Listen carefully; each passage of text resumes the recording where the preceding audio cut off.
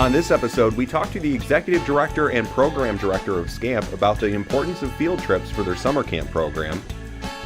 And we'll learn about one trip in particular, last year when SCAMPers visited the Clarkston Family Farm. I'm Amy Baker. I'm the Executive Director of North Oakland SCAMP Funding Corporation, also known as Clarkston SCAMP, and my primary job is to raise the funds that allow the camp to run. My name is Hank Passmore. I am the Program Director for Clarkston SCAMP, and my overall job is to run the actual program itself.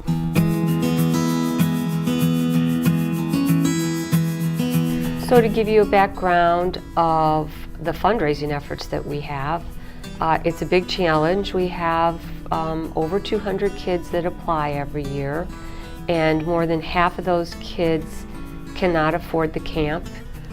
For some of them, even the $50 deposit is probably a stretch. They have a variety of diagnoses, anywhere from severe physical handicaps to emotional or mental challenges. And because of that, we require almost a one-to-one camper to counselor ratio. And so the cost of that is very high because we would really like our kids safe. And so my job is to find the funds to support those campers as well as all the programs that we like to offer to the campers. On the program side, our top priority is providing a safe, fun summer for all of our SCAMPers. So like Amy said, a big part of that comes from appropriate level of staffing to ensure their safety throughout the various activities we do during the summer. We offer specials through the program, including swimming, boating, motor skills, music, and art. In addition to that, we provide many field trips in the community. Those are a big hit with the SCAMPers and the groups. And we have many teachers that come up with great activities that are a good fit for their groups as well. Again, our overall goal is just to keep the SCAMPers engaged, having fun, and then ensure that everything's done in a safe way. So we did surveys for all of our parent and SCAMPers about how satisfied they were with the camp, and overwhelmingly, I want to say 100%, just said it was an incredible experience. And the one thing we heard the most about was they really wanted more field trips. It's very hard to get 204 kids from 3 to 47 years of age out and into the community. And one of the things I think SCAMP does really well is integrating the kids into a more normal social situation. Lots of times the families are unable to take the kids on a field trip because it's expensive, because the kids might be hard to manage in public. Maybe the noises and the sounds and the disruption of all the commotion is too much for them.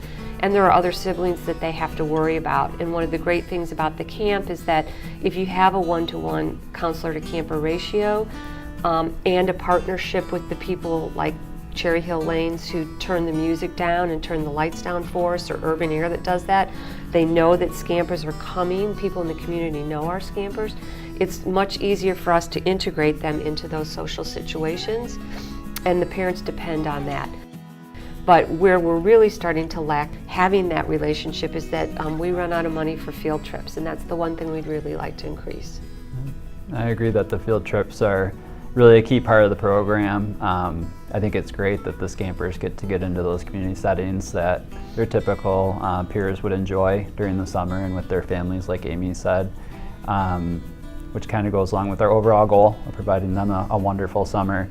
And she mentioned the families as well.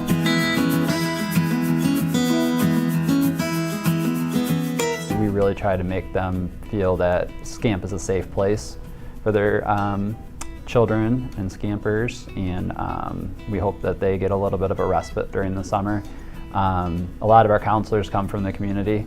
It means a lot to many of them. We have adults, we have youth working as counselors in our program, and SCAMP's a big part of the community. I know a lot of counselors have kind of went through SCAMP and they've went on to do other professional fields related to either working with disabilities or at least providing service to others. And a lot of them would kind of trace back the roots of that to SCAMP, which is pretty cool as well.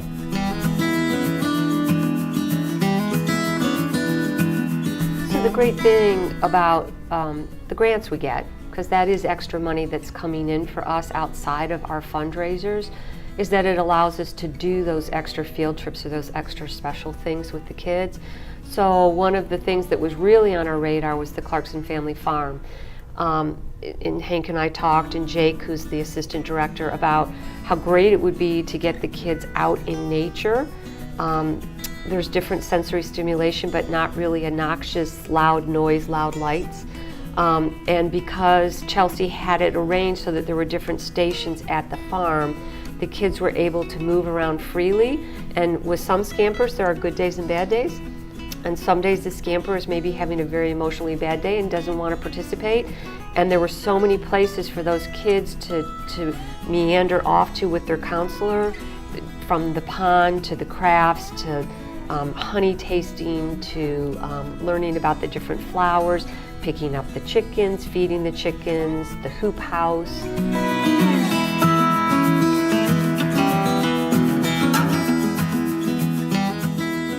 I wanted to make sure that we had an opportunity to share a little bit about one of my very favorite programs that we do here at the Clarkston Family Farm.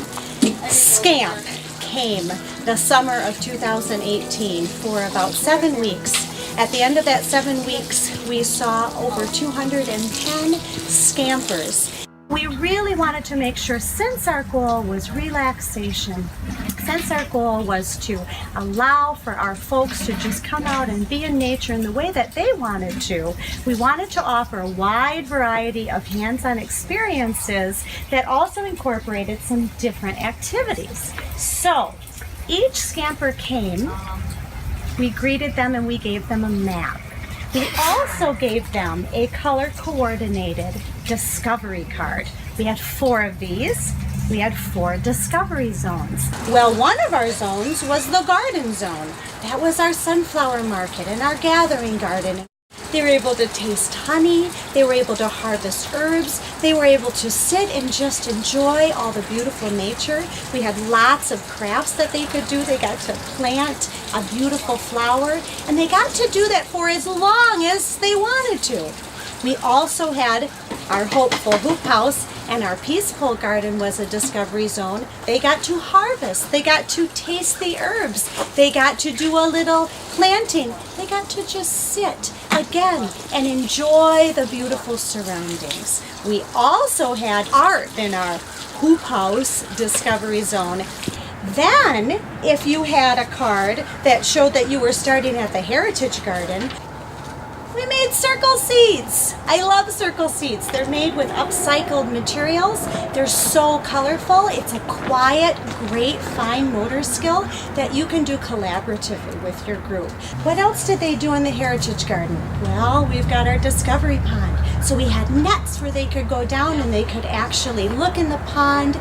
They could scoop up, I don't know, whatever they found, tadpoles and dragonflies and damselflies and water boatmen and lots of beautiful things found in our wetlands. Let's not forget the Orchard Discovery Zone. We have a space at the Clarkston Family Farm called the Giving Tree Orchard. In our Giving Tree Orchard, of course, we have apple trees and pear trees and peach trees, but we also have 24 free-range chickens. So our SCAMP friends got to go into the Giving Tree Orchard, and there were 5 more different activities. Some was about composting, some were about worms, some were about apples, and some were about farm animal care. And they got to feed our chickens, and boy did our chickens love our SCAMP friends. The whole day was about relaxation, connecting with the natural world, and doing it in a way that really was able to follow your own passion. So I just think that it was a great experience for the kids to be out in nature, and a calming experience for them, and we really didn't hear one negative comment about it. Yeah. So we would really like to do it again next year. we're going to come up with the money somehow.